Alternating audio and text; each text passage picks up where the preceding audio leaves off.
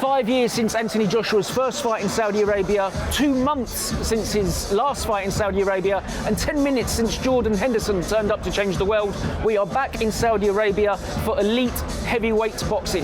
Anthony Joshua must beat former UFC heavyweight champion Francis Ngannou to get his bid to become a 3-time heavyweight world champion back on track and potentially fight the winner of the 2-fight Tyson Fury-Alexander Usyk undisputed deal that starts on May 17. If he loses against the man in only his second professional boxing match, he drops down the snakes and ladders of boxing and probably has to rebuild his career all over again. The way he talks now, the way he acts with new trainer Ben Davison, you wouldn't put it past him, especially with the backing of Saudi Arabia, but a defeat would be really damaging for the man that's carried British boxing for so long.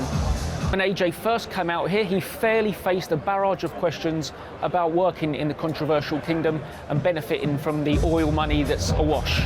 However, since then, everything has changed in this area. With Live Golf, you've got half of the PGA moving away. We've got giant tennis tournaments. The F1 Grand Prix is in nearby Jeddah, just 6 hours away this weekend. Because of that, this fight is on a Friday night instead. So Monday night is the grand arrivals. Tuesday there will be a media workout where we'll see everyone in action. Wednesday will be a press conference when the guys will go face to face and exchange some barbs. Nothing like we had with Jarrell Miller and Daniel Dubois last time out. Thursday they'll weigh in and it will be the last chance we get to see them with their tops off.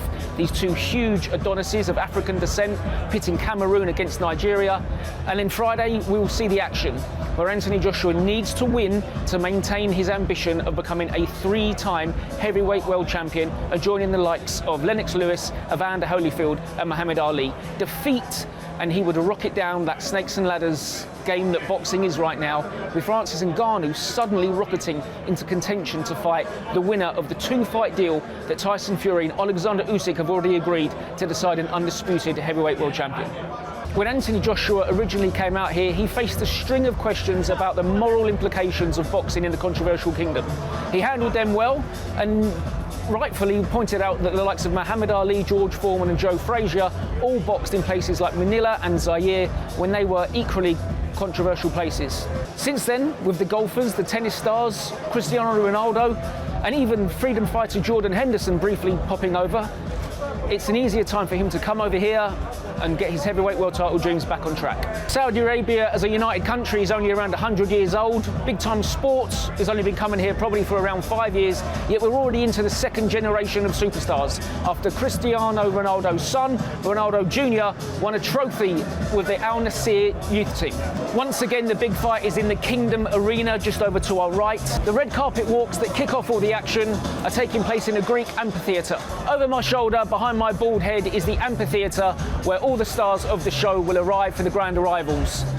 On Tuesday there'll be the media workouts where the guys will jump in the ring and show off some stuff for the cameras. Perhaps AJ will give us a run through of what him and Ben Davison have been working on. Maybe he'll sit in a chair like one of his icons and heroes, Vladimir Klitschko, and just quietly wrap his hands. On Wednesday there'll be a press conference where these guys will get a chance to fire their last few insults at each other, but this is a group, unlike the last one with Jarrell Miller and Daniel Dubois, that's probably going to be a little bit more meek and mild-mannered. On Thursday these guys will weigh in for the last time and we'll see the shapes and sizes of former UFC heavyweight world champion Francis Ngannou and Anthony Joshua. Which of them will look in best shape, which of them will look bigger and meaner and more powerful. And Friday is when all the action will happen on DAZN and Sky Sports. Can Anthony Joshua pull off the incredible hat-trick of becoming a 3-time heavyweight world champion and join the likes of Muhammad Ali, Lennox Lewis and Evander Holyfield?